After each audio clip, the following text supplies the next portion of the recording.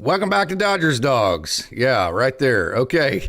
Good call there, Austin. Hey, it is Friday night in the big town, and I think I need to change my password on my YouTube account because crazy things are happening. Like streams from 2 years ago are starting, and then stuff isn't starting when it's supposed to. So we're on right now, and tonight. So if you're over there in the chat on the other one, then tell everybody to come over to this one. This is the one that we're gonna be on all night. But Austin, how are you? It's Friday night in the big town, and we are ready to talk some Dodgers baseball. Yeah, I'm really good tonight. All sorts of crazy stuff is happening right here, which never know what's going to happen here tonight. So it's still going to be a fun evening. I'm still really excited to be able to join, to talk to Casey, to talk to you guys, talk a little bit about Dodgers baseball, because there's been some news that has broke that we've been alluding to for a little bit of time ever since the Kirby Yates deal started to become news coming out. And then we basically heard the reports of the details of the contract, and the Dodgers have made a corresponding move. So I'm happy to talk a little bit about that and where the Dodgers go from here, because we are catching up. We are very close to spring training games starting. We are coming up on how many days away? 10 days away, something like that. Pitchers and catchers reporting. I mean, look at me. A smile can't come off my face right now because baseball is about to start. So it doesn't matter what all sort of issues are happening right now, because we are very close to baseball, and that is what I'm excited about. Yeah, I think Mr. Seabad's right. I think a Padres fan has sabotaged Dodgers Dogs and infiltrated my account. I'm going to, as soon as I get off of this, I'm going to change my password because I think somebody is accessing it and getting in and starting old feeds and that kind of deal. But we are here now, so hopefully we get a good crowd. Hopefully people held on with us and come back on to Dodgers Dogs. So, hey, we mentioned on the last show, and we've been mentioning all off season that this roster crunch is real, right? I mean, I know we've worn it out, and I've gotten a whole bunch of emails like, hey, the Dodgers will figure it out. The Dodgers can do this. They can do that. But we've been trying to warn people, hey, the 40-man roster is not the issue. It's the active roster.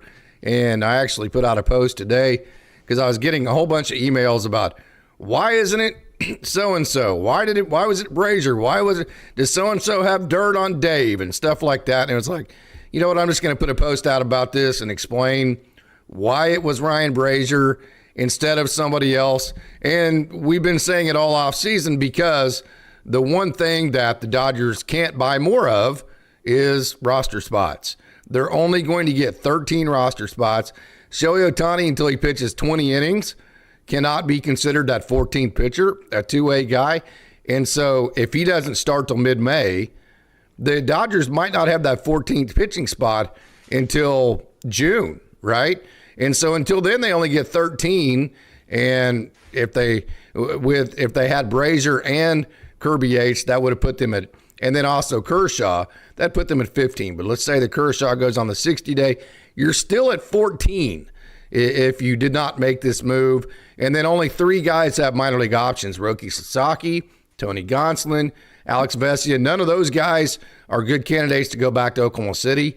So you're one over as far as having enough spots until Ohtani becomes that two-way guy. And so that one over became Ryan Brasier getting DFA to make it exactly 13 for your active roster, exactly 13 pitchers, exactly 40 on your 40-man roster. And then at whenever Ohtani becomes a two-way, then you get that spot back.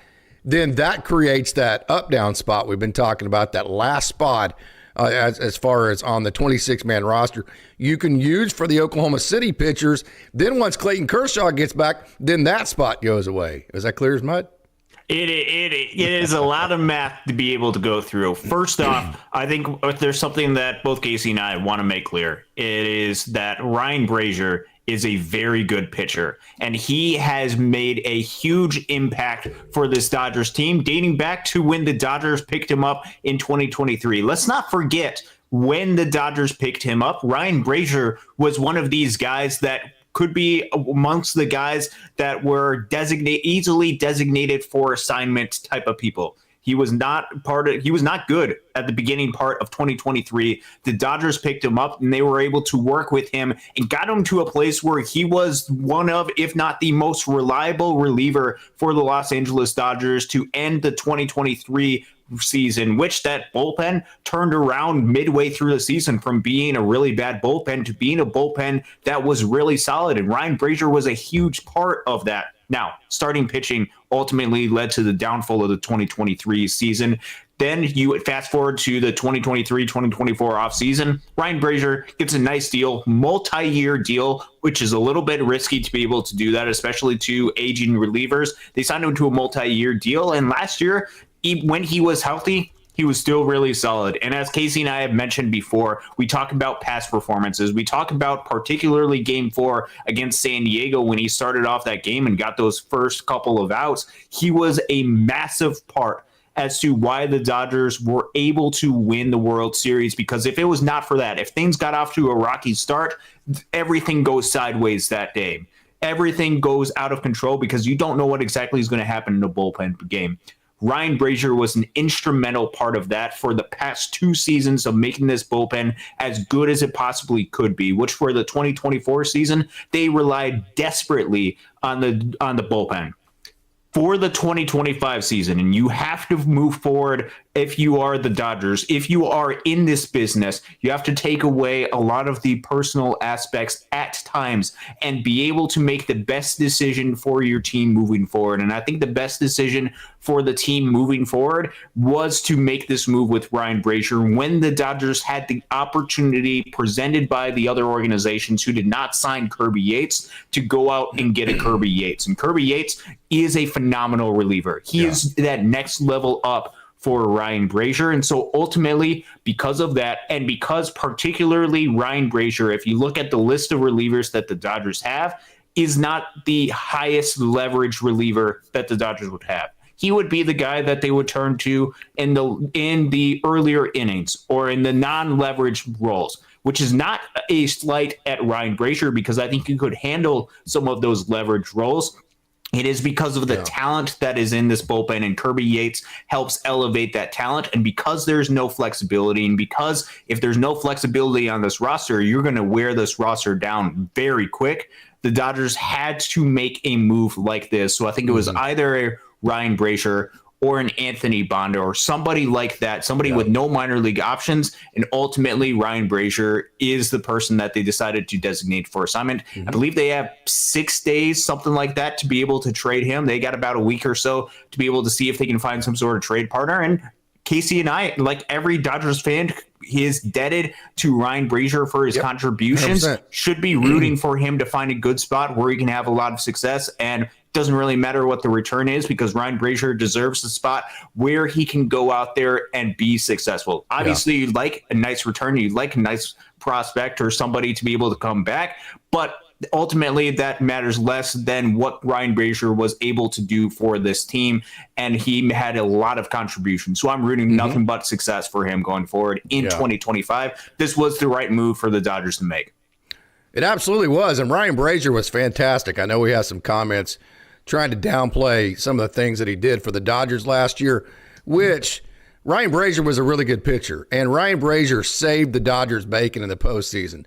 If you're a Dodgers fan and you are one that wants to downplay the significance of what Ryan Brasier has been to this organization, I can't take you serious. The guy took the ball in a bullpen game in San Diego with the season on the line, embarrassment on the line, maybe Dave Roberts' job on the line, 3 years in a row of sheer embarrassment for the Dodgers. He took the ball, he gave the Dodgers 4 outs, and he did a great job. If you want, I know David Herrera is wanting to hone in on one performance in the postseason, but okay, fine. If that's what you want to do, that's on you. But the rest of it is, if you've ever been in the foxhole with somebody whenever you really needed them to come through and save your bacon, and they do, okay, then if somebody around them wants to try to bring them down and try to act like they're not what they are, then that really is something that is frustrating. So I'm going to say this very clear. I will not accept criticism for Ryan Brasier.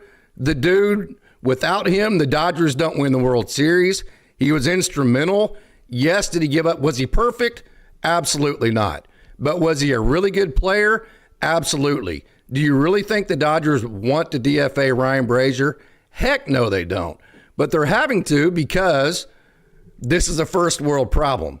Mm-hmm. They are getting even better players. And so it happens in college all the time. You get recruited, and then the place you're at, they over-recruit you, and then you have to transfer to like somewhere else, right? This isn't a situation to where the Dodgers are getting rid of Ryan Brasier because he's not good or hasn't been good. This is a situation that the Dodgers are going and getting an elite arm. Kirby Yates is elite. They're not just getting rid of Ryan Brasier just to get rid of him. So please stop talking about Ryan Brasier in a negative manner. Yeah, no, I think that's absolutely right. Ryan Brasier meant a ton to this organization, to this bullpen, and helped lead to a lot of Dodgers victories over the course of 2023 and 2024 in very crucial, important moments. And the top of that Padres lineup, let's be fair and transparent, that is very good top of the lineup that he had to navigate and get through and help lead to that victory in Game 4 against San Diego, held the top of the lineup to start that game scoreless. I think that was so incredibly important. If the Dodgers don't win that game, I think Dave Roberts is probably fired for what he did. I think so, yeah. And because that would be 3 straight years in which the Dodgers fell short against division rivals that they had beat during the course of the regular season. So crucial in the history of Dodgers baseball, because we're not talking about a dynasty if that is the case. Ryan Brasier was really important, and it's easy to nitpick individual performances, individual games. No player is perfect. You go back to even the player like the greatest closer in the history of the game of baseball, Mariano Rivera, gave up Game 7 of the World Series in 2001. If you look at his overall aspect on the baseball field, absolutely phenomenal. You can nitpick each one of the performances, which is not to compare Ryan Brasier to Mariano Rivera. This is to say, if you identify and solely judge somebody by one failure that they had, I don't think it's a fair comparison to be able to make with that. Ryan Brasier did a phenomenal job. It was the Dodgers looking at the opportunity to get a player that they feel like is going to be better for the 2025 season. And if he's going to be better for the 2025 season, that is what they're going to go after. That is the player that they're going to get. You got to hear from Kirby Yates today. He's pumped up. He couldn't be more excited to be able to go after and pitch for a Dodgers uniform and pitch in the postseason in significant postseason innings, because if you're going out and spending above the highest luxury tax, which the Dodgers are, every dollar that they're paying 110% on top of that for a Kirby Yates. They are going to be relying on him pretty heavily, which shows you the Dodgers and their belief in the guy that has really good swing and miss stuff, insane expected statistics as well. Guy who gets a lot of swing and miss, doesn't give up hard contact. Exactly the profile that the Dodgers are looking for, that they want to get. They're going to go after that type of player. I think that is important. And to make the math work as best as they possibly can, this is the move that had to make. So Ryan Brasier, phenomenal. Not going to say anything negative about him. Kirby Yates is the reason why they decided to designate Ryan Brasier for assignment, because Kirby Yates is just that good, or the Dodgers believe Kirby Yates is going to be just as good as he was in 2024 in 2025. If he's just as good as that, the Dodgers bullpen is as scary as any bullpen is in the game of baseball. In fact, far scarier than any bullpen in the game of baseball. Yeah.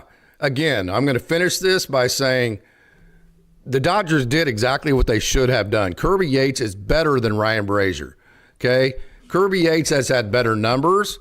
This is an upgrade as far as the way, of course, you never know. In this game, things happen. I mean, you absolutely never know what's going to happen next year. That's the fun part of it, right? You think you know, but you never are 100% sure. Nobody can see into the future. But as it sits right now, this is an absolute upgrade. Kirby Yates over Ryan Brasier. Okay, but having said that, and having said Ryan Brasier, and we've even said many different times, Ryan Brasier was probably the guy to go, and here are the reasons why.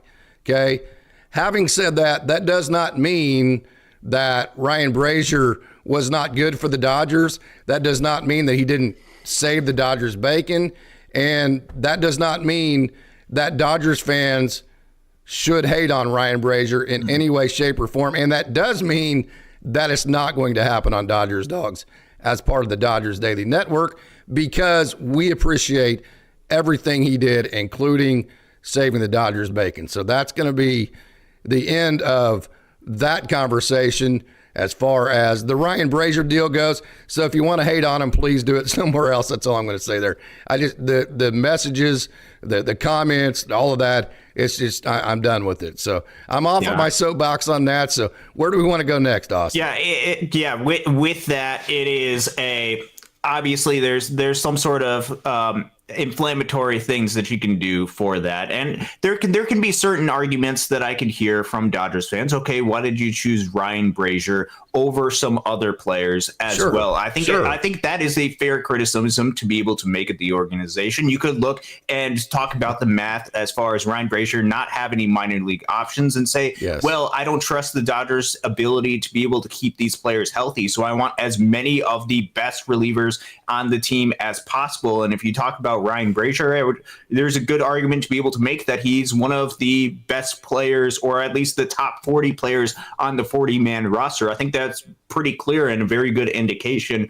I think with the Dodgers, with where they're at, I think they would rather be healthy in October than field as many good arms as they possibly can and have zero flexibility to be able to move up and down. That is, I think, where the Dodgers are at. So when you talk about that, when you talk about criticism for the organization, I think it's much more effective to talk about, okay, let's think of it through a logical ways and to build an argument, as opposed to attacking any individual player, whether that's a Ryan Brasier going after him, whether that's I'm disappointed that, and I've seen this a lot on social media, and this has not made me very happy, if it's going after other players that you thought that they should have designated for assignment, like, for example, a Michael Grove.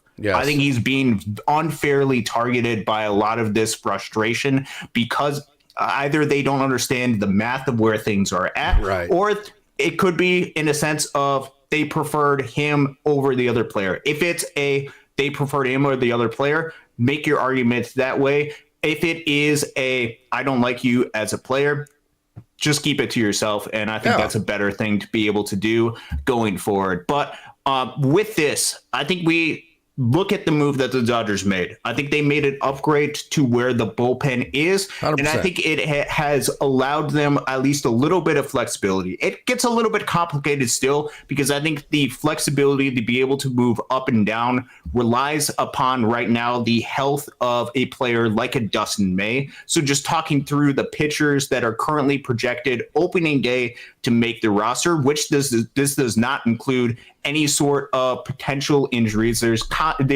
conflicting rumors from Brandon Gomes and from some other reporters on the health of a guy like a Michael Kopech. Brandon Gomes says he doesn't know where a lot of the rumors start. Michael Kopech could miss a month.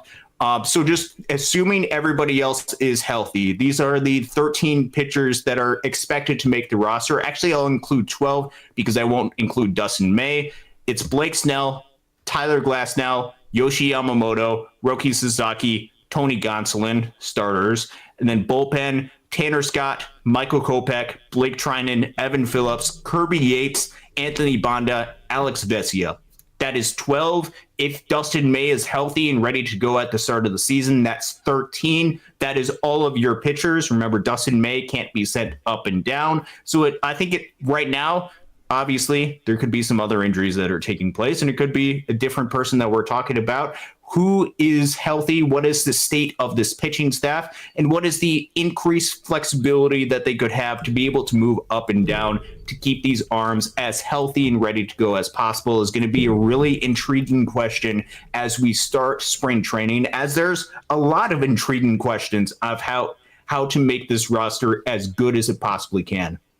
Yeah. And that's the whole goal. We've said it, and they're looking at the depth here and the pitching. That's the whole goal. Is the Dodgers, they thought they had everything done last year, and we've said it for a couple of years, ever since they put the wild card in, that the trade deadline's not a good situation because there's not as many clear-cut sellers, and so the prices are inflated. The Dodgers felt like they had everything they needed last year. They didn't. They had to go get Tommy Edman, Michael Kopech, Jack Flaherty, and those guys at the trade deadline. So they're like, you know what? We thought we had everything taken care of last year. We're going to make darn sure that we have everything taken care of this year. we're going to have redundancy upon redundancy upon redundancy. I mean, the Dodgers have like 3 or 4 guys that other teams would love to have like as a closer right now, right? I mean, Kirby Yates and Tanner Scott and Evan Phillips and Michael Kopech and Blake Trinan. I mean, that's 5 guys right there that other teams would love to have getting the last 3 outs of their game. This is an incredibly stacked roster. Unbelievable. Yeah, no, this roster is incredibly good. Which you look at the overall talent of this roster it's good. There should be high expectations for this team. It should be this team is expected to win the World Series next year. When you have 5 different closers, when you have potentially 4 different aces that are part of the starting rotation, when you have a lineup that is filled with Hall of Famers, all of these players are coming together to make this team as good as they possibly can. The expectations are through the roof going into spring training. And so you want to make this team as good as possible. And with those high expectations, and you combine that with the inactivity leading up to the Kirby Yates signing, or those first initial indications of the Kirby Yates signing. I know that things have picked up a little bit on the relief market. There's been some signings that have taken place immediately after that, but leading up to that and the Tanner Scott signing, things weren't moving a whole lot. Yeah, the Dodgers were able to take advantage of the inactivity and cause the market to start to move a little bit. And they got the 2 best relievers on the relief pitching market in Tanner Scott and Kirby Yates. It was just phenomenal to be able to put this roster together. What sort of final pieces will they want to do to be able to make this thing together? I think we're all expecting them to go ahead and add in a player like a Clayton Kershaw, who will be immediately added to the 60-day injured list. And whenever he's healthy, whenever he's ready to go, the Dodgers will find a way, because he's quickly approaching 3,000 strikeouts. That is something that they want to see happen in a Dodgers uniform, preferably at Dodger Stadium, to cap off a Hall of Fame career. And Clayton Kershaw still can be a really solid pitcher. So adding him into the mix is just going to be something that with a player like him, you're just going to do. And he has earned that. How do they go about the rest of the roster? What do they do about a player like Kike Hernandez? I think is a really intriguing question, because not necessarily related to him, but related to Chris Taylor. My tone has actually changed a little bit, and my thought process of what I think this organization is going to do has been a little bit confirmed recently based on some comments, and then just looking at just what I know about this organization as well. I think Chris Taylor is going to stick around until at least mid-August sometime. And the reason why I think that is, and we can go a little bit back and forth about this. And you're on it right here. This is the first I've ever heard this, and you are exactly right on this. So if you haven't heard it, if you haven't paid attention to this point, sit down and get some popcorn, because Austin's getting ready to bring you something that you haven't heard before that, in my opinion, is spot on. Okay, so when we look at this organization, you look at its top and down. One of the things that this organization intentionally tries to do really well is take care of their players. You talk about the way, even dating down to the minor league level, the way that they treat their minor league players for years. They have fed them. They have done things that other organizations have laughed at, but have turned out to become the standard of Major League Baseball. They had made sure that their players are as healthy. You talk about what they do to their Major League guys, not just the guys that have been part of their organization, but guys that get brought in for an organization. You remember last year, one of the guys that they brought in was Nick Ahmed. Do you know what the Dodgers did intentionally when Nick Ahmed was around? They kept him around just a little bit long enough to where he could reach 10 years of service time. Now, this is what is important about 10 years of service time. If this is something that you are unfamiliar with, once you reach 10 years of service time, you get pension for Major League Baseball, which means for the rest of your life, you're pretty much set. There's payments that you're able to receive. You're well taken care of because you have served the game of baseball for an extended period of time. Nick Ahmed does not have a great history with the Dodgers, but the Dodgers, when they were in need of a shortstop, pulled him over from, I believe it was San Francisco, when he was cut just short of his 10-year mark, and made sure that he got that. Now we talk about a player like Chris Taylor. CT3 is not the same player that he was before. Let's just be straight and honest. Last year was not a good year for Chris Taylor. He would be the first player to be able to admit that. However, if you look at where Chris Taylor is at, and this is something that I haven't paid attention a whole lot to, now it makes a lot of sense. He is currently at 9.037 service years. Now, the 0.37 just refers to the number of days of service time. So it's like, it's that until you get 162 and 162 games out of the year, then it becomes 10 years. So that's 130 games? It's about 125, 130 games, something like that. To get to 10 years. To get to 10 years. And now here's the thing about Chris Taylor. Chris Taylor was not very good last year. But what is Chris Taylor's role going to be on the 2025 roster? Bench. It's going to be bench. Yep. It's going to be, hey, you're going to go out there, play every couple of days or so. In order for Chris Taylor to reach the 10 years of service time, all he has to do is either stay on the active roster or be placed on the injured list. So if he spends a lot of time, if he gets hurt in spring training for some unfortunate reason, the Dodgers would keep him around and he would receive his 10 years of pension. All he has to do in order to get that, which if we're talking about this organization, if this organization goes out there and makes sure that Nick Ahmed gets the 10 years of service time, for a player like Chris Taylor, who has meant a ton to this organization, for 200 plate appearances, if you're talking about 200 plate appearances with this stacked of a roster, with this team, with a player that can move around a little bit, who might not be that good, could have a little bit of a bounce back. If we're talking about this organization that wants to build a culture of helping be a player organization, that seems like something that it doesn't matter necessarily that Chris Taylor isn't the greatest player in the world. He's not. And if you trade him to another organization, honestly, there could be other organizations that look at him for a month or two and then decide to cut him. I don't think the Dodgers want to take that chance with the player that has meant so much to this organization. I think they want to do everything they can to treat their players right. And for Chris Taylor, I think that likely means 200 plate appearances, get him to his 10 years of pension, see where the production is. And if the production's not there, you have some backup options at the minor league level. You will have a Dalton Rushing, you will have an Alex Freeland. You have guys that can be able to help fill in that holes, fill in that roles. But I think this organization feels a dedication of loyalty to players. And here's where this comes in. Here's where this is important, is because, yes, you could take the baseball evaluation side and say, yes, a player like Kike Hernandez should fill in Chris Taylor's shoes, and that would be better for the organization because it would make the team better. Certainly you hear that argument. But one of the things that we hear a lot about the organization is players want to come to this organization. They want to be part of the Los Angeles Dodgers, specifically because of how they treat their players, because of the family-led culture. And if you're the Dodgers, if you have the opportunity to be able to keep a bench guy around and still be able to make it to the postseason, still be able to win a whole lot of games without hampering your ability, and you want to reaffirm that foundation so that another player can take another deal and want to join the Dodgers, even though he has better offers from other teams, I'm starting to think, and I'm starting to become very much convinced that a player like Chris Taylor is going to be around until he reaches that 10 years. A player like a Max Muncy, who's at a little over 8 years, will be around not just for this season, but the following season, because the exact same situation, what he's met. And maybe even a player like an Austin Barnes, who it depends on how he does this year and if he sticks around the whole season, but he's about 8.5 years of service time.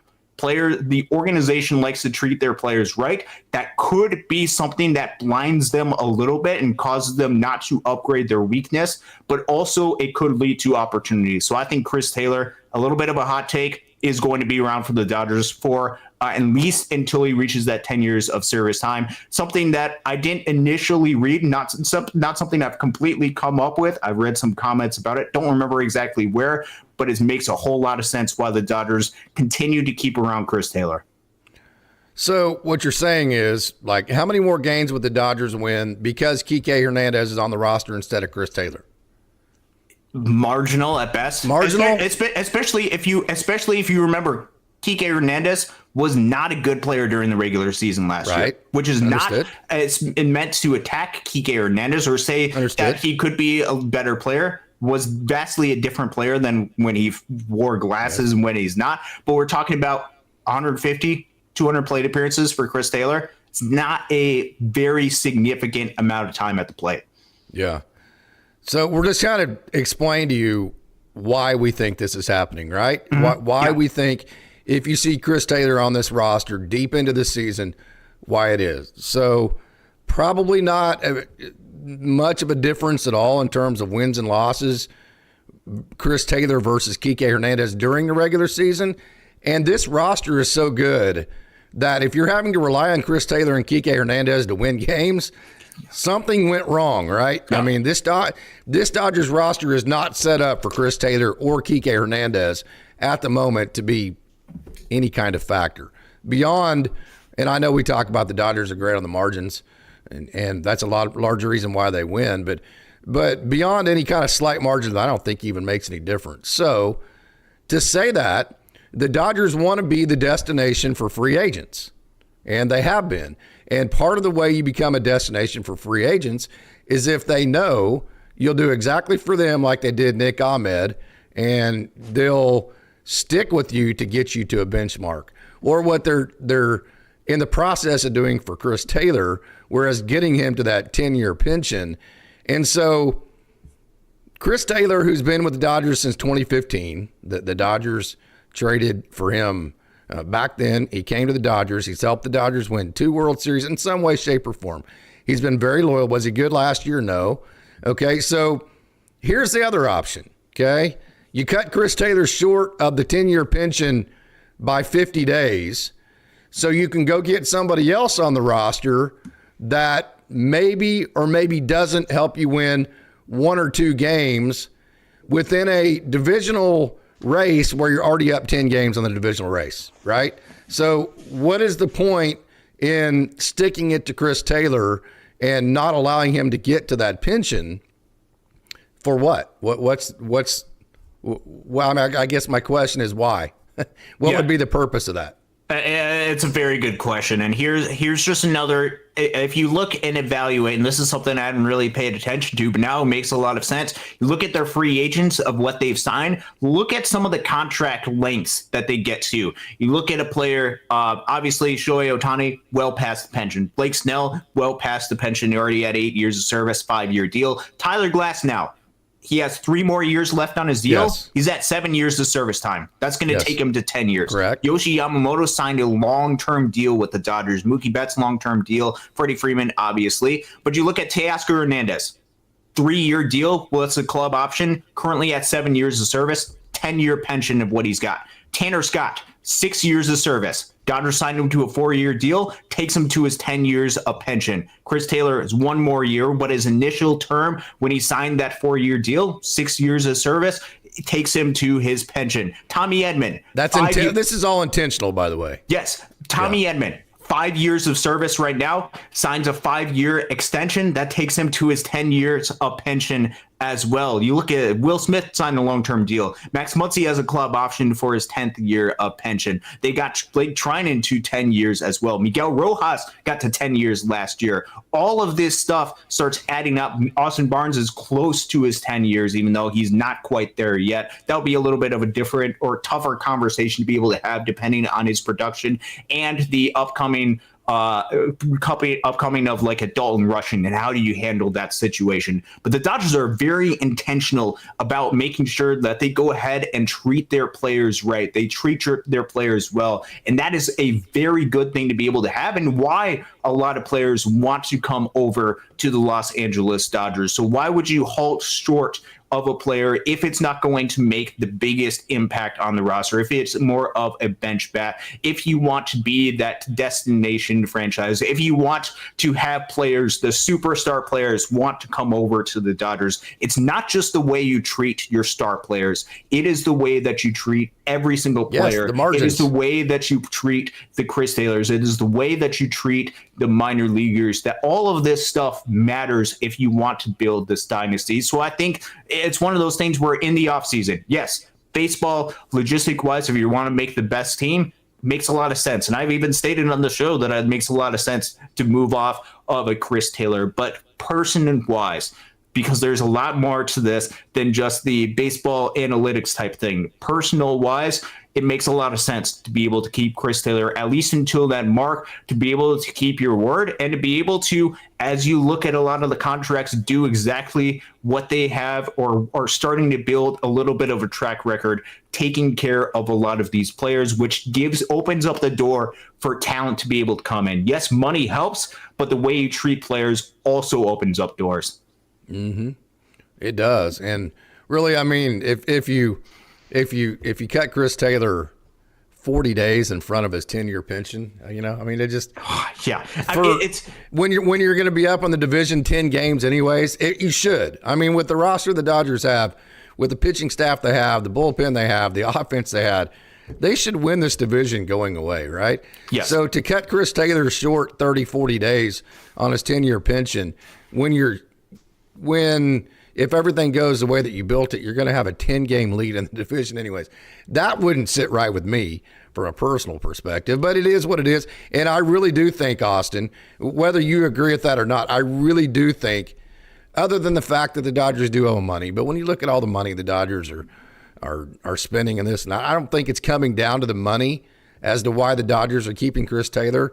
I think they're keeping Chris Taylor for exactly the narrative that you just gave. I think that's 100% of it.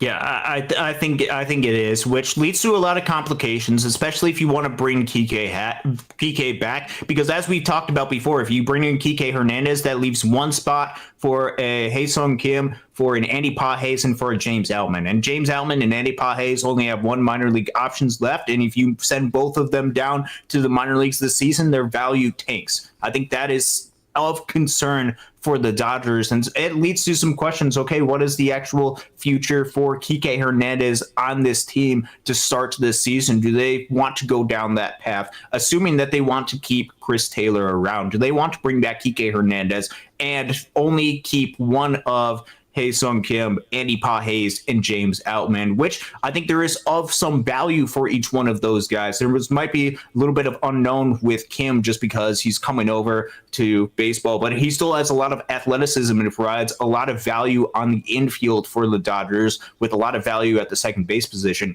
When you talk about Andy Pages, we saw the upside potential of his bat, and I think this organization loves the upside potential of his bat. And if they want him to be a potential future starting outfielder for this team, they got to give him opportunities to. And then with the James Outman, you talk about Michael Conforto and Teoscar Hernandez not being great defensive outfielders, which they are not. One of the ways they could potentially do so is be able to solidify center field and make that defense really solid, especially if that moves Tommy Edman to either second base or shortstop. Then your defense is not looking as bad as it was initially looking or could potentially look for this team.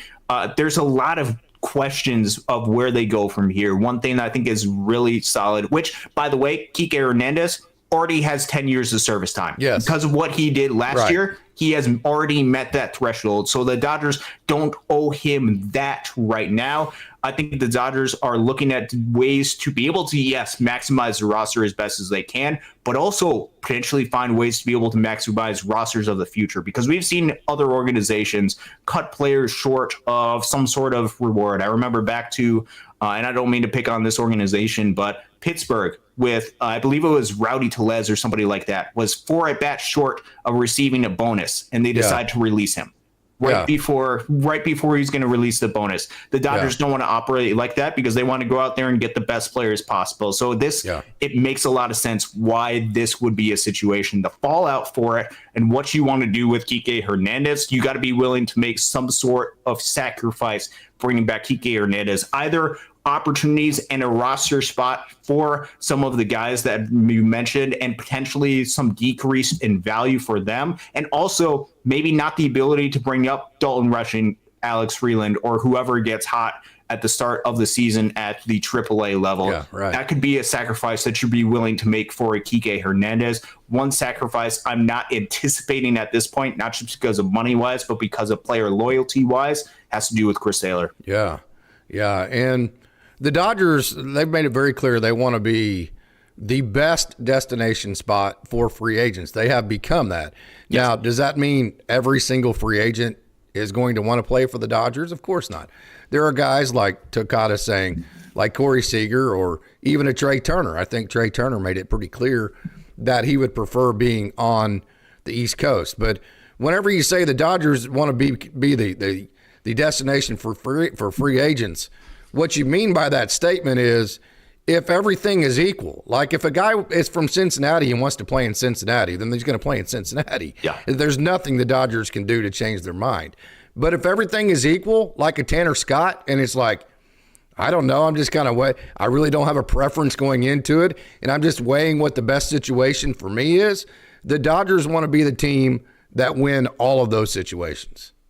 Yeah, they want to be that they want to win all those situations. They look at upcoming futures. Okay, what do we want to do? If they wanted to make a run at a Kyle Tucker, that you can point to all of these different aspects, not just the players that you'd be playing around and not just the money situation. It's also the way they treat their players. It's adding increased arguments to be able to advocate for yourself. And the Dodgers look for as many weapons as they possibly can to be able to win, to be able to advocate for themselves and be able to create the best dynasty. And it involves every single detail, not just on the on-field performance, but thinking about the off-field performance as far as what matters to be able to attract as much talent as they possibly can, to be able to make sure that look up and down this organization, up and down this roster, it is as stacked as they possibly can be. They look for every avenue to be able to do that. And sometimes the every avenue is not going out there and making a simple trade upgrade for the baseball field, which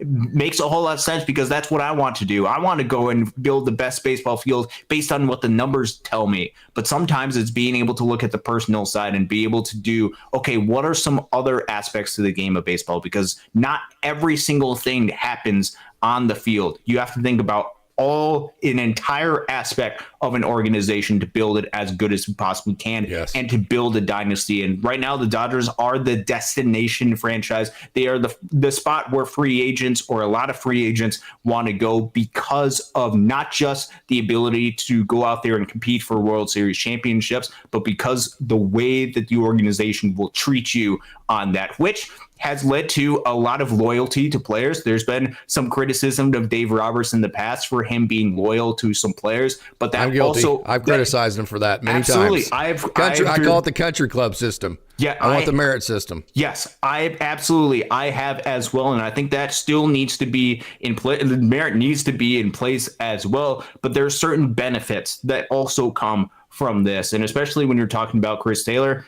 not going to receive a whole lot of at-bats, or at least not anticipating unless things don't go completely right for this team to start off the season. He still has the Dodgers still have an opportunity during the twilight of his career, unless there's some sort of resurgence for him, which for Chris Taylor's sake and for the Dodgers' sake, I hope there is a resurgence for him. But if there's not a whole lot of left, he still could be able to provide just enough to be able to the Dodgers to do him right and be able to use that as leverage for future negotiations with free agents. Yeah, totally agree. And if they had to rely on Chris Taylor like as a starter, I think it would be a whole different conversation. Yes, 100%. But this guy's a bench player. He's a guy that's depth.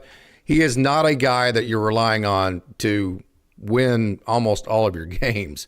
So I think the Dodgers are in a position to think like that. But we have a $20 super chat, 10 for you, 10 for me, split right in the middle from our rock star CNAV. He wants to know what my I Love Your Bacon Plus is, talking about going back to the conversation on Ryan Brasier. Fifth show in 6 days. Thank you, too, for the work and effort. $10 split. Yeah, I love Bacon Plus. So where that comes from is if you've ever been in a coaching situation or a big time playing situation, and you're in the foxhole with your buddy, you're in the foxhole with your brother, and you're trying to reach this goal together, and then you get in a situation to where it looks like you're dead in the water and they bail you out. You never forget that. You are forever gracious for that, and you get very testy and very not willing to listen to anybody else talk negatively about that person if you've ever spent that moment and had that person do something like that for you. So that's where all that comes from. You've been there before, right, Austin? Yeah, and Christian Navarro is never gonna let it down. I want to show advanced statistics, and apparently the XWOBACON, which XWO Bacon is what it came up with on the screen, because that's literally the way that it is spelled out. It's supposed to measure quality of contact as far as what the XWO Bacon, Austin. XWO Bacon. XWO Bacon. XWOBACON. Apparently that's a little bit makes our audience a little bit hungry here at Dodgers Dawgs. Yeah. So New Order is saying, not sure if this works, but if we DFA Taylor and when nobody picks him, we get him, and now he has a minor league option. He has to be on the 26-man roster so for all of that time to accrue towards his 10-year pension. That's time spent on a 26-man roster. So if you DFA him and put him in Oklahoma City and he's not on the 26-man roster, he's not accruing major league time towards that 10-year pension. So that wouldn't work either. So then basically you're paying Chris Taylor, and then so you would be paying Chris Taylor the salary you're paying him now to be a AAA player, and then also not working towards his 10-year pension. So that would be a very difficult situation. And hey, we are live on YouTube, we are live on Twitter, we are live on Facebook, Instagram, and TikTok, and we have a great crowd on all the different platforms, and it's about to kill me with the high-tech technology stuff. We got gremlins going on somewhere that I got to get figured out. I don't know why the Ryan Pepio show started earlier. I will get that figured out. Which, by the way, best of luck to Ryan this upcoming season. Rooting for him in Tampa. Absolutely. But we have a question from Instagram. Austin, well, enjoy your episodes, guys. Keep it up. If health is an issue, what is keeping the Dodgers from waiting to sign Kershaw until June? Why sign him before then, I think is the question. It's one of those things where I don't think it necessarily matters. There could be money reasons why they go ahead and do that. They want to pay him for the entire season, especially with Kershaw. If he's going to be injured, he's not going to take up a 40-man roster spot, because guess what? At the start of spring training, you can sign him and then immediately put him on the 60-day injured list. That's not going to be any sort of issue. I think with the organization, they want to keep him around, and with a player like Clayton Kershaw, having him around, having him in the dugout for Dodger Stadium, being a part of the team, being a part of the culture. I think that's another aspect where obviously I think Clayton Kershaw has earned the right to be welcome, but having it be official, having him be around the team as he's being able to rehab or in whatever form that he's wanting to do, building that culture, building that camaraderie, even with some of the new teammates as well, could be another added element. It's not going to take up a 40-man roster spot to be able to do it. They can move somebody else to the 60-day injured list, sign Kershaw, and then move him to the 60-day injured list to be able to create a 40-man roster spot,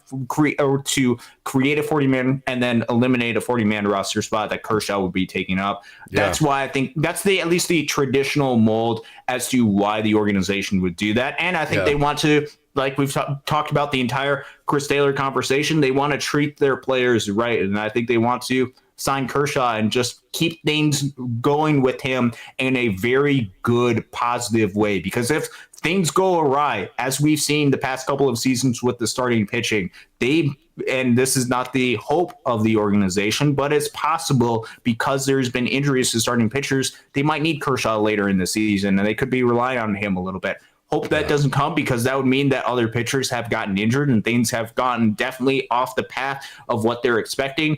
But you have a player like that, especially with a player that has meant as much to this organization, which there's no player that has meant as much to this organization in recent memory as Clayton Kershaw has. You got to treat him right, and I think that's what they're going to do. Yeah. So Yang Yi has a great perspective here. This is just a classic example of how great the Dodgers dog community is here as part of the Dodgers Daily Network Friday night in the Big Town. Yang Yi says, at this point, if we were discussing Chris Taylor, the Dodgers are in good shape. Yes. That's exactly what we're saying. Well, I mean, if we're sitting here talking about Chris Taylor Friday night in the Big Town here on Dodgers Dogs as part of the Dodgers Daily Network, the Dodgers are in pretty darn good shape with the roster. And so that's kind of exactly our whole point. Then why would you not want Chris Taylor to get his 10-year pension for what he's done for this organization? That's our entire point, what Yang Yi's saying right there, isn't it? Yeah, it's exactly the point. Remember all of the moments that Chris Taylor had, which doesn't mean that he's going to have those exact moments in 2025, nor should it mean that you should be completely blinded by what Chris Taylor has done in the past and expect that production to be able to have in the future. I think this is a little bit of a different play because you are still talking about with Chris Taylor a very limited sample size of what he's going to get this upcoming season. It's the exact same way that the organization doesn't mind having and continuing to have a player like an Austin Barnes on this team. He's not going to get a whole lot of plate appearances, but he's going to have an important part, not just defensively, but culture-wise as part of this team.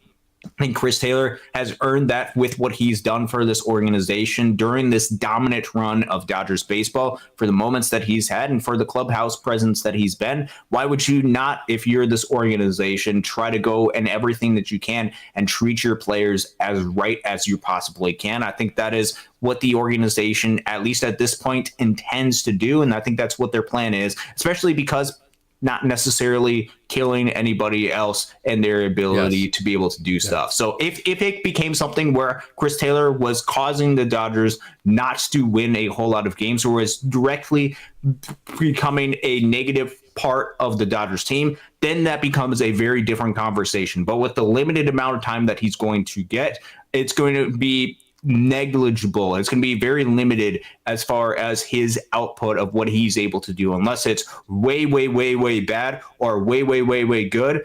It's going to be it's going to be very marginal as far as what his output is. Then if it's marginal, you do what you can to do right by your players. So here's an interesting question. Let's say that he has reached his 10-year pension. Do you DFA him that day if he's continuing to play the way that he did last year? If he continues to do it, it depends on who you replace him with. If there is let's just go and talk about that. Let's just say there's a silent agreement. Hey, with Kike Hernandez, we want you for the postseason because you are good for the postseason. We believe that you're going to be good for the postseason. And Chris Taylor's not performing as well. You reached your 10 years and we have some sort of deal, Kike Hernandez, and he's not really doing a whole lot. Maybe that's something you do. If it's something where a player like somebody at the minor league level, Alex Freeland, Dalton Rush, one of those players, or somebody else that we're not talking about, Gator, or somebody from the minor league system, is really making a difference and really calling it up. And this offense really needs a boost. And we could really use somebody off the bench or somebody at the starting. And we need some sort of spot, especially with not a whole lot of maneuverability. Let's say that they don't want to use up Andy Page's last minor league option and they don't want to send him down to the minor league level. Once you reach the 10 years of service time, if he's still not the same player that he was, then you have to have that conversation as far as what's going to be best, because you don't want to also have a spot where a player is not doing well and then you inherit a spot on the postseason roster. I don't think there's going to be inherited spots on the postseason roster. Once it's in the postseason, once we're not worried about the Dodgers, once we're actually worried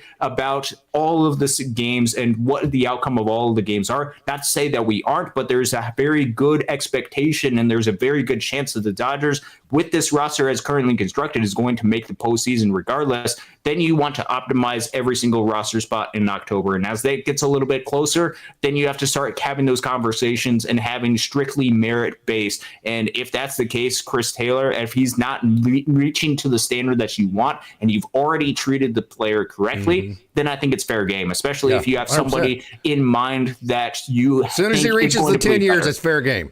100%. Yeah. I think that is absolutely fair game because then you have treated the player right. He has not met up to the standard and you've honored the legacy and did something that will change, that will help him for the rest of his life. Once you've met that standard, you've done right to him, then you can go about and looking for alternatives. Exactly what they did with Nick Ahmed.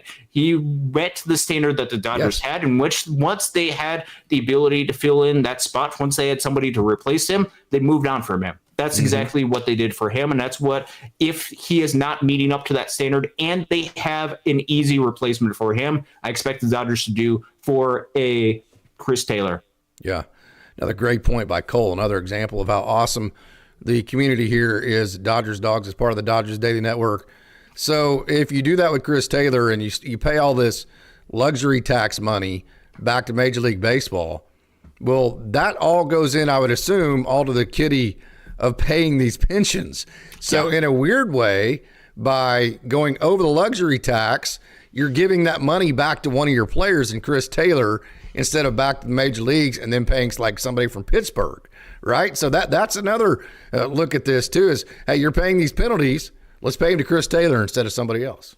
Yeah, no, that's kind of a point to make too, isn't it? It's a very good point, and that's a whole nother way to think about it. I think the Dodgers desperately want to treat their players right. That's a weird, inadvertent way to be able to do that. One other thing that I want to make in this, and this is something that I hope the organization moves in a little bit more of a direction. They want to treat their players right. I think that's something that is fair to be able to point out, and especially the players, the veteran type players that are at the major league level. If the plan, and this is moving a little bit off of Chris Taylor, but on the similar conversation, let's talk about Austin Barnes for just a second. If they want to do the exact same things for Austin Barnes, he would have to be with the major league team or on the injured list for the entirety of the 2025 season. There's a chance that he does that for the entire season. And then for at least halfway through the 2026 season, he's at 8.098 days. So 2-3 months into the season. If that is the plan, if that is the case, you don't just have to do right by Chris Taylor. You don't just should do right by an Austin Barnes. You should also do right by a player like a Hunter Fiducia, who, if this is the plan going forward, we want to keep Austin Barnes until he reaches his 10 years of pension. Totally get it. Austin Barnes has done a lot for this organization. Make sure that you find a way to be able to give a player like a Hunter Fiducia an opportunity and a chance to be able to make it to the big league level, especially if it's not just Austin Barnes on the team. There's also a Dalton Rushing blocking him. I think if the organization does a little bit of that, which, yes, you have to stack talent a little bit if you want to keep your team as talented as possible, but try to do everything that you can to do right, not just by the guys at the major league level. Do right for the guys throughout your system as best as you possibly can. I think if they do that, this is going to be an unstoppable destination franchise. And I think every free agent is going to do everything that they can to play for the team, especially if they're with their as much talent as they have an opportunity to win a World Series over the next couple of years. You're going to want to play for the team that's going to be playing in October, because it's October baseball. That's everything that you fight for. Yeah. I'm like Young E. If Chris Taylor's the reason why we're losing the division, this team is in trouble, because that's not the way this was supposed to go. So why not give somebody who's meant so much to the organization that 10-year pension? Austin, I think you absolutely nailed that on the head. You're the only one I've even heard come close to that type of narrative. And that is just absolutely so true. So let's change a little bit here. How about Tony Gonsolin, Dustin May? Which one do you like as the sixth starter? Which one do you like in relief?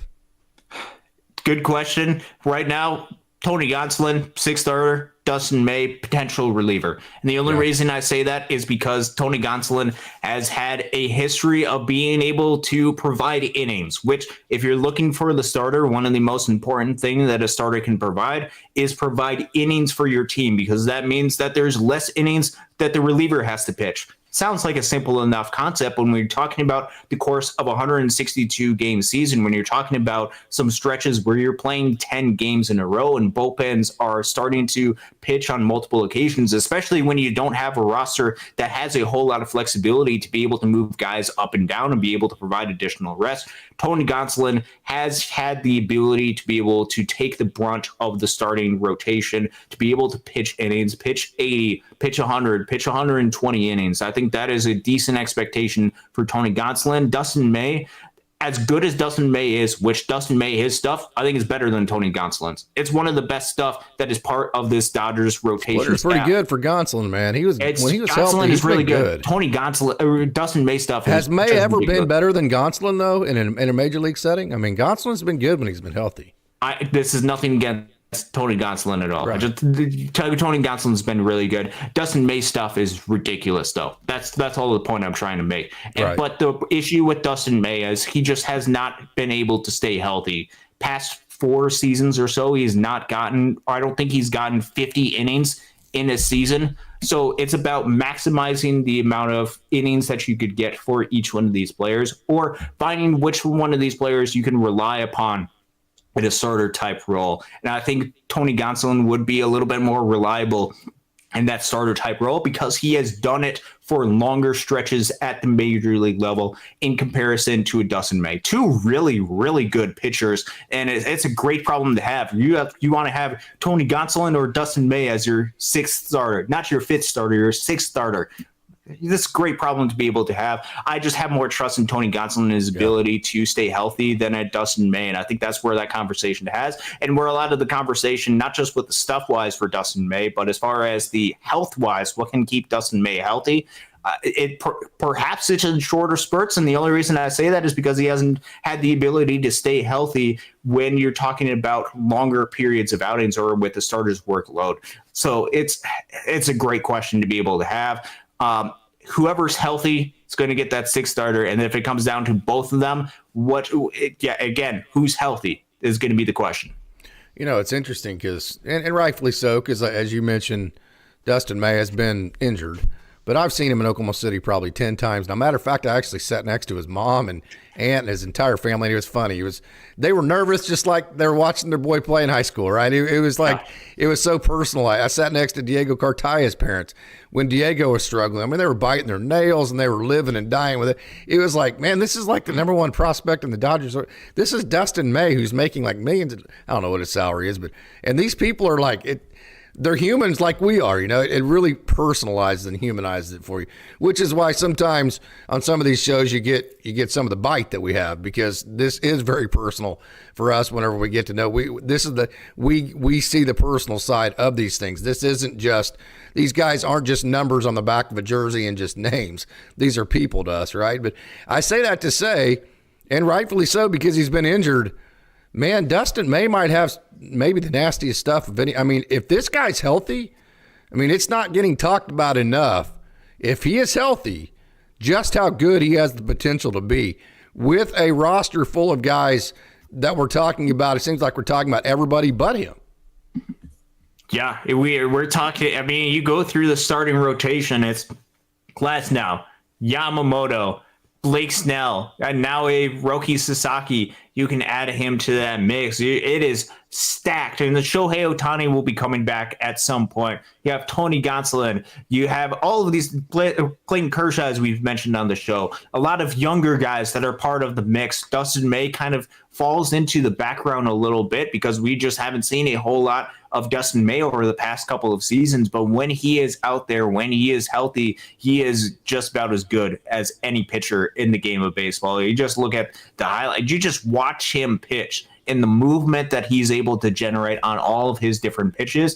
There's a reason why they continue to stick with Dustin May, and there's a reason why they decided to move off of a guy like a Ryan Brasier and not off of a guy like a Dustin May. And part of it has to do with, yes, there's a lot more risk with the Dustin May, but there's a lot of upside that you can have with him. His stuff is just ridiculous what he's able to do. And if he is able to stay healthy, which that's a big question just because of the track record of what we're able to see.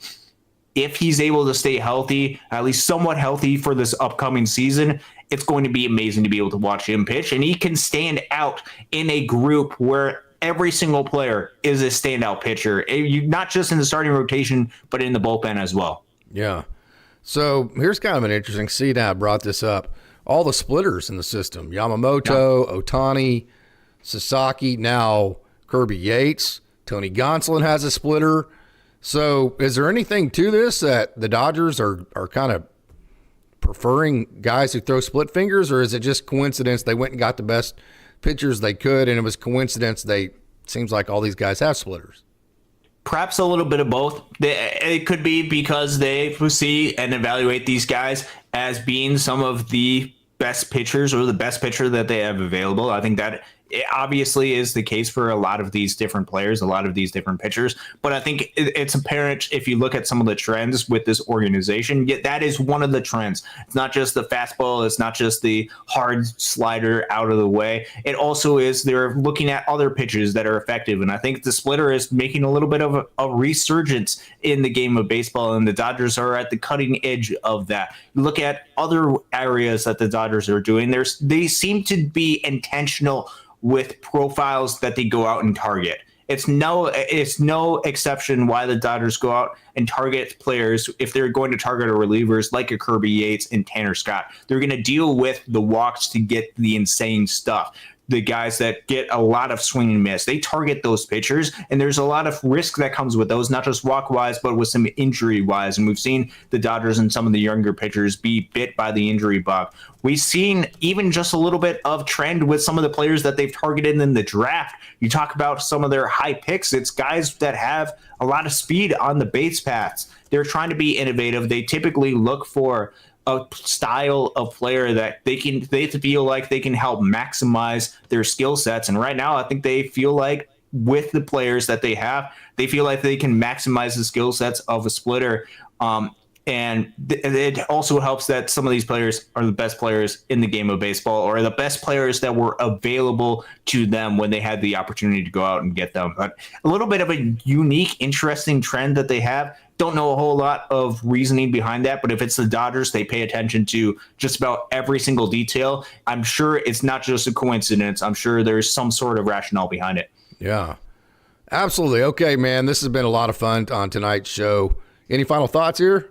No, it's been a fun show. It started off talking a little bit about Ryan Brasier. Yeah, I got pissed. I lost my temper. And here's the thing: is Ryan Brasier? He deserves to be able to be recognized for his contributions for the Dodgers. He was absolutely phenomenal for what this organization was asked for, and wish him absolutely nothing but the best going forward for his team, for whatever team that he's going to be a part of. Be interesting to see if the Dodgers actually trade him during the next week or so, or if it's just one of those things where he moves on to another team. Dodgers don't necessarily get anything back. Whatever the situation is, I just hope he ends up in a situation where he goes out there and is able to provide successful. But then we were able to transfer that over to a little bit of talk with the roster. And I think this organization not just is looking at for different ways to win every single game. They're also looking for ways to be able to be the model franchise, not just for winning,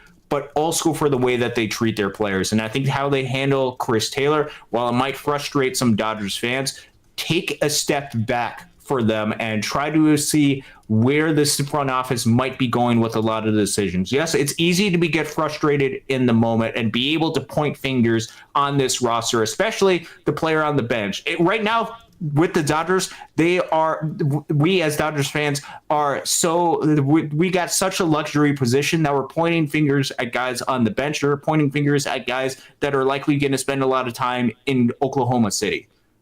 That is a very good position to be able to have, and think about what could be the possible rationale for why the Dodgers are making these decisions and how they can continue to be the model franchise, the destination franchise. And one of the ways they can do that is go out and get the best players. They did that with their Kirby Yates. It could also be they go out and treat their players as well as they possibly can. And I think that's exactly what they're doing with Chris Taylor. And I think that is exactly why the Dodgers are on the verge. Doesn't mean that it's going to happen, because in order to become a dynasty, you don't just have to win one World Series championship. You have to win multiple World Series championships over a span of time. But they have as good of a chance of anybody to go back-to-back, the first time since the New York Yankees did it in the late 90s, early 2000s.